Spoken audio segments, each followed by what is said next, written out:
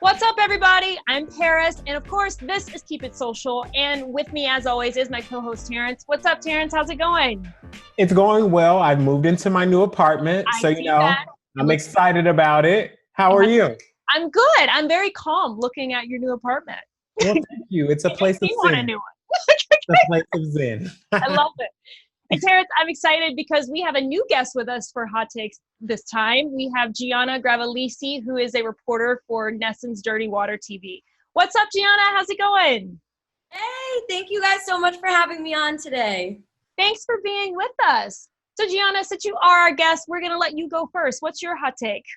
Okay, so this entire week, all I've been seeing and reading about is Cardi B's new WAP video. As we all know, it caused such an uproar on social media for a couple different reasons. One of them being its vulgarity. We know there are so many words within the lyrics that we probably can't say on here right now. Definitely not. They are being deemed as very inappropriate. You know, the outfits in the video, very inappropriate and revealing. So some people are a little offended. And not only that, but Tiger King's very own Carole Baskin actually had some things to say about the video as well. I just missed that. Wait, what did you say? So Carole Baskin came out and she said that there were tigers in the video. Thankfully, they were edited in, you know, all that nice little CGI work. But it still condones animal abuse. And she said that she thinks that big cats were used in some way to get that perfect looking edit. So she doesn't condone the video whatsoever. I think Carole Baskin should definitely sit this one out. Yeah. She should definitely sit this one out. But anyway, continue. Exactly. And that wasn't the only thing. Of course, there were a couple different cameos in the video. You know, we had Normani, Ruby Rose, and Kylie Jenner. No.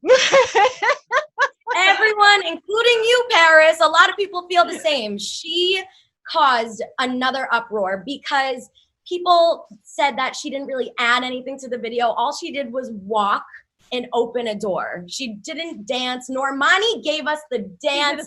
You know, she was everything. Working the splits. She gave us everything. And Kylie walked. Now, a Twitter user actually pointed out that this is kind of symbolic. She said that this is a prime example of white women doing absolutely nothing and getting glorified, and Black women doing the absolute most and getting nothing. Cardi B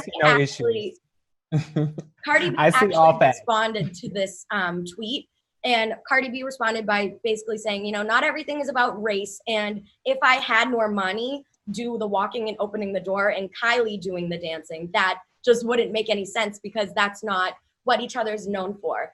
All in all, though, there is currently a petition to remove Kylie from the video. At the time of this segment, it has over 60,000 signatures right now, so we'll see what happens with that.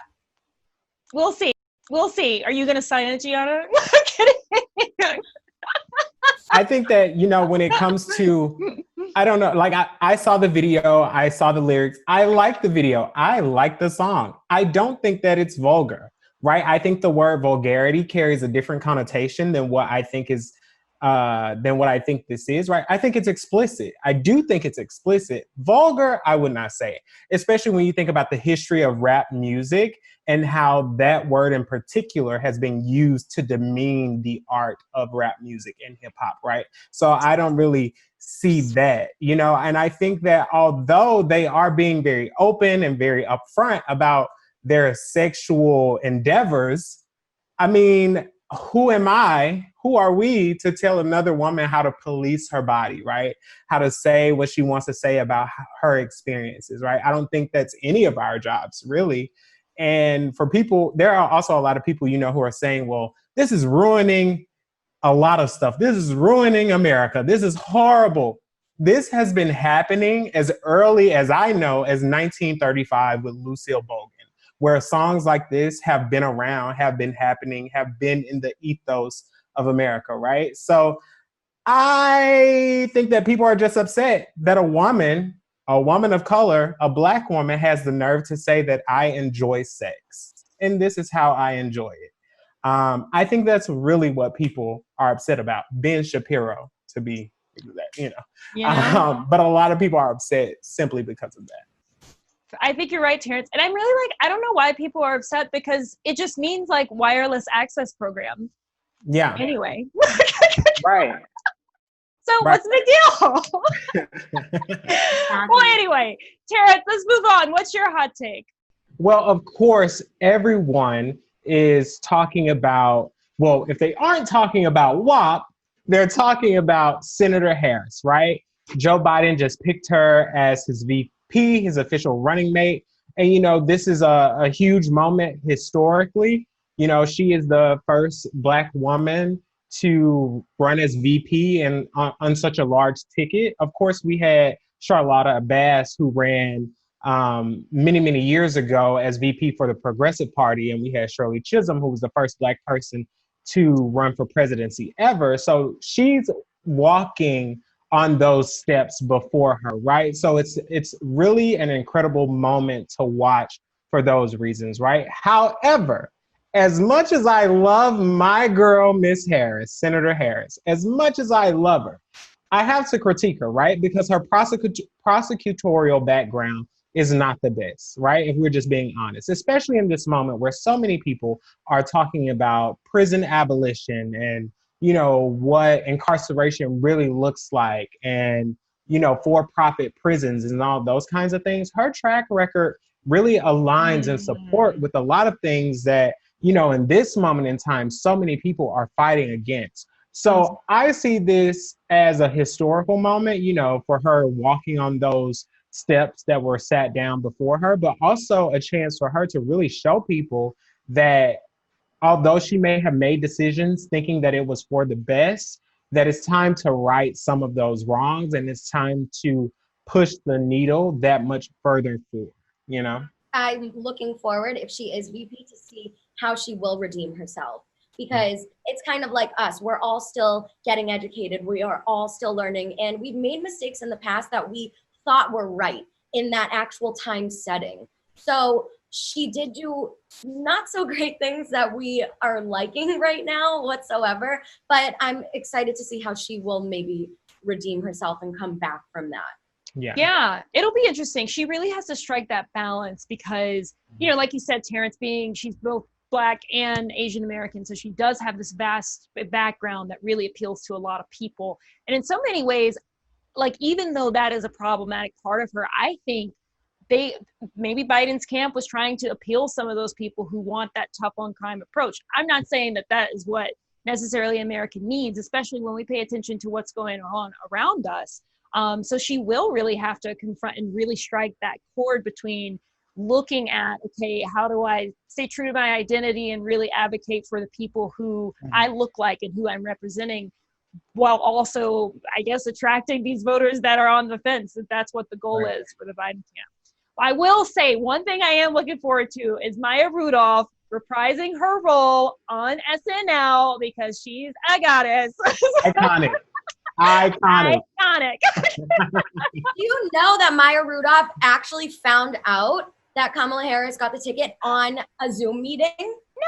No. Yes, Wow. and she found out when she was speaking with Entertainment Weekly, and her response was, "That is so spicy." Spicy. And then she went on to say how excited she was to go back to SNL and maybe portray a potential VP. Love it. I love it. Right. It's great. It's going to be awesome.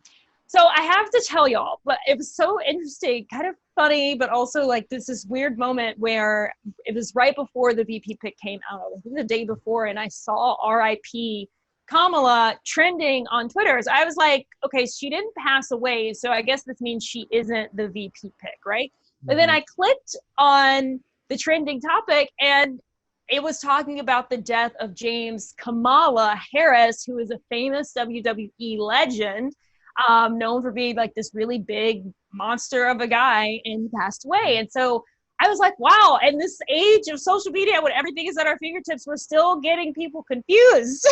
Right. And still say Twitter's still killing people who ain't dead. Right. I mean, we just had this not too long ago with the incomparable John Lewis, right? And so now, that was one mix-up. Now we're having another mix-up. And like you said, We have all the resources in the world, baby, to identify people. Like literally, I have a PhD in lurkology. Like I can find anyone on social media with a picture, okay? Like every millennial. So I don't know how they aren't able to like identify people. It's just wild to me.